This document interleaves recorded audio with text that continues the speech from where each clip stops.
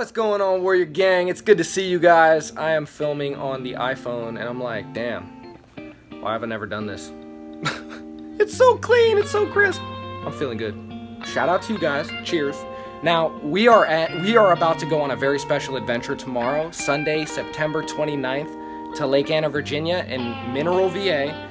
On the south side of Anna, it's a lake that has a public and a private side. The private side has a power plant that shoots out hot water in the winter, so that's why they call it the hot side. Stays a little bit warmer, of course. But tomorrow is very special because we're going to Lake Anna, which I consider like the Dead Sea.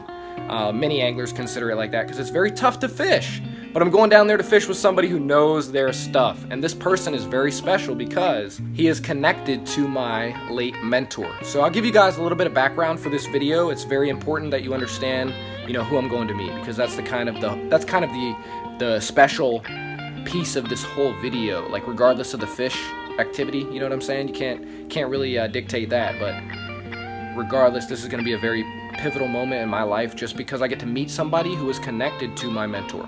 Now, Stephen Fisher, that's his name. He passed away when I was 14 years old. I think it was 2008 or 2009, and from like 04 to 09 we fished for like a good 4 or 5 year period from the age of 10 to 14 or 15, and he taught me everything. I'm talking everything I know about the game. Old school fisherman from North Carolina, and he had a very colorful and difficult life. But Steve was connected to my great-grandmother. He was best friends with her best friend, and he was basically our babysitter with his girlfriend at the time.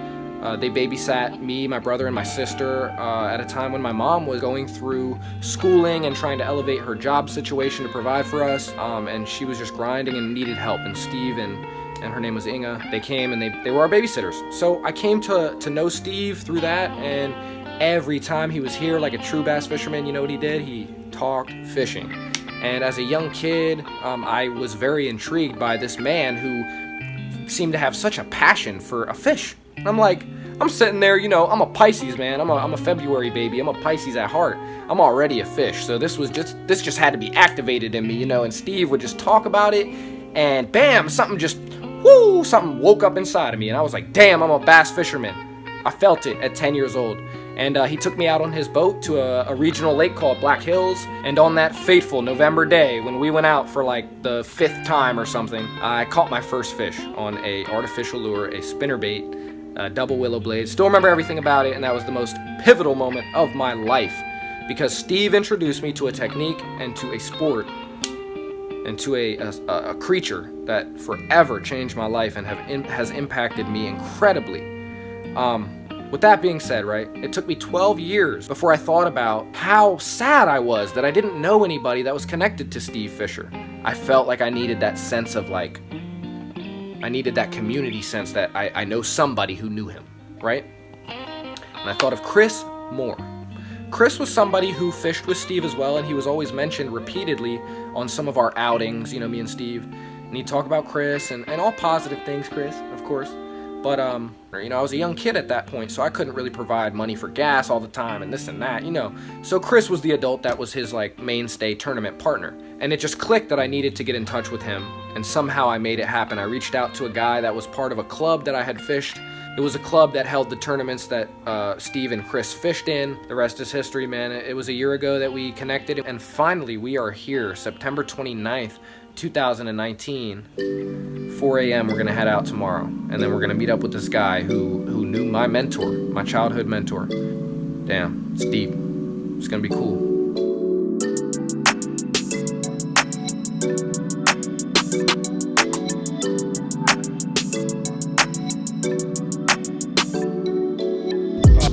I see you're still motor guide, my man. Yeah, next boat I have will have a I fished off in too many of my buddies' boats. Yeah. Big difference. That new one, the spot, yeah, the Ultra. Yeah.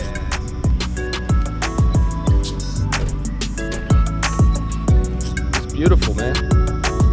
Beautiful place.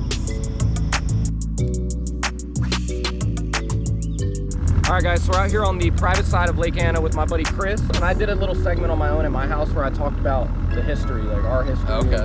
why this is special, but so we don't have to go through that. We'll just let him talk fishing.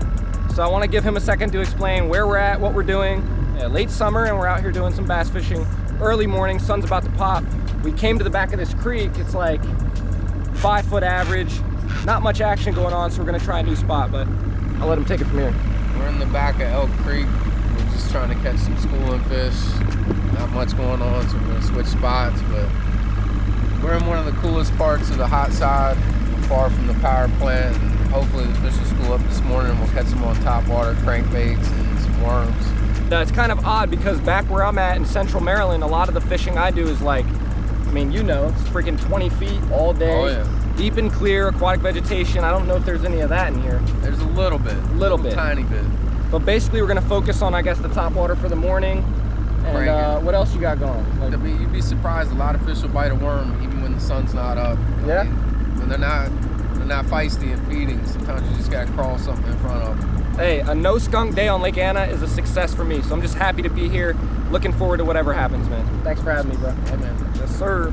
There's translucent baits. Catch them, huh? All right, guys, as you can see, we're out here with my buddy Chris Moore. We're on the private side of Anna, the hot side. And I got the Bruce the Spook doing the work, first cast. If I can get this hook out of him. You got pliers, bro? Bruce the Spook on the board. See ya, babe. Chris with his first fish on the popper. You do a little mini popper.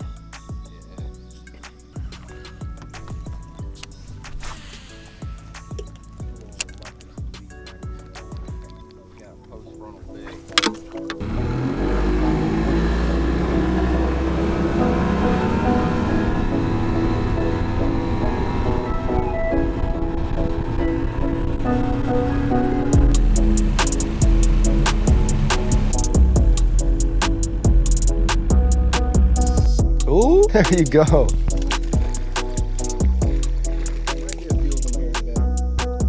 Nice. Zoom finesse worm, trick worm. Yeah. If they'll eat that, they should eat this kite.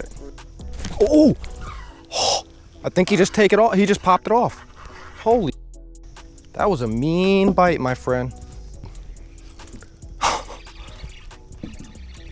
Oh my God. This is all I was catching the other day off the spot, though. That was violent. Well, I just got bit on the Kitech, so that's a great sign. We're gonna get retied and go back out. This is what makes it hard to get off the spots. That's a nice fish. Glad I retie. You want that net? Maybe. I don't think. That's a 5, bro. What are you saying? That's a 5.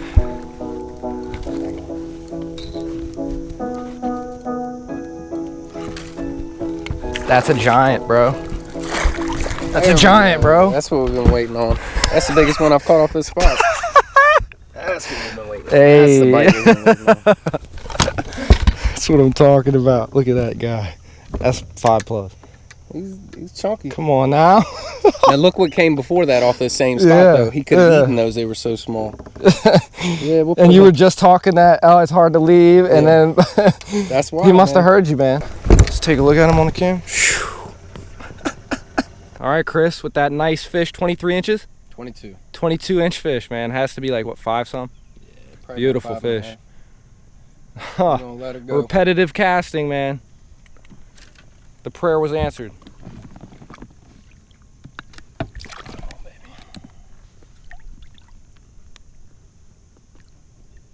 Here she goes. Beautiful.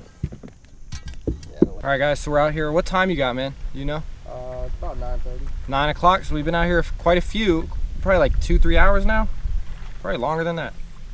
But obviously, for all of our effort, we've had that one nice fish, and that was Chris's fish.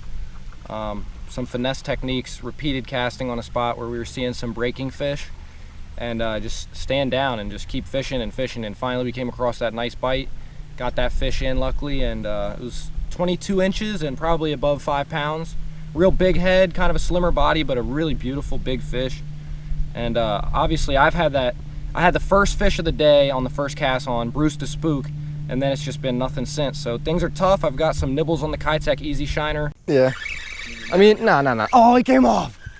No.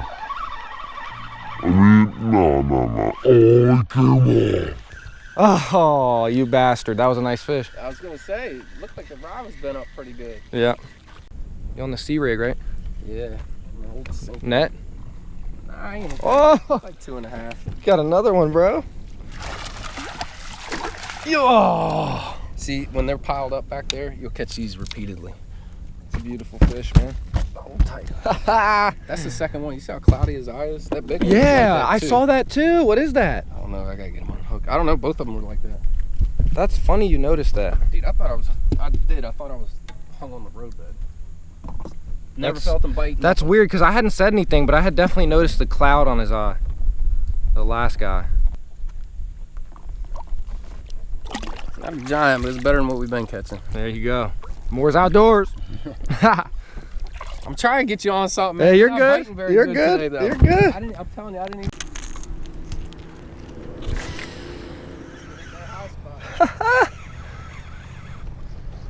Very nice. KVD. I had to make him eat. Look at that. You see that, y'all? You stay down with the crank and it will reward you. Hey man, I was just like, that better be life or I'm gonna get pissed off. It's like, that better be some life or I'm mad. I've given it too much. That little belly on him. He looks so small. See ya, babe. 11 o'clock, so almost noon, and we're fishing on a spot that's got kind of like a real high point or a hump underwater, and then on each side it's a little bit deeper. And he just hooked up and lost one. I just threw well, I don't have it on deck right now, it's in the water. 6XD by Strike King, just trying to force a bite on a reaction bait like the crank, and finally got that to happen. So that's my second fish of the day.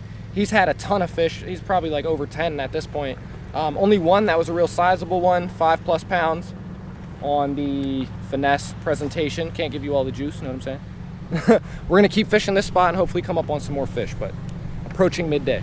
But guys, as you can tell, we're just fishing this dock and there's some subtle, harder structure off the edge of it. And this is just a spot Chris likes to fish, so we're checking it out. He's throwing some finesse stuff. I'm throwing a slider head with a black and blue Yum Dinger 5-inch.